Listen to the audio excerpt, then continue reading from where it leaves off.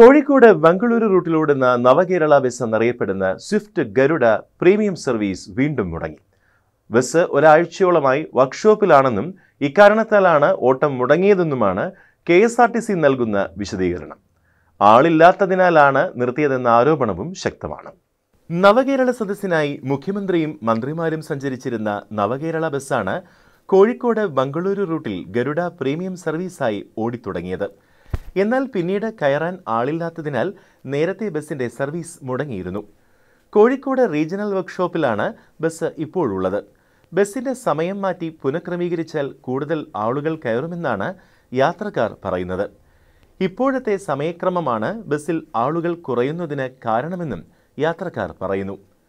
ആളില്ലാത്തതിനാലാണ് വർക്ക്ഷോപ്പിലേക്ക് മാറ്റിയതെന്ന ആരോപണമാണ് ഇപ്പോൾ ഉയരുന്നത്.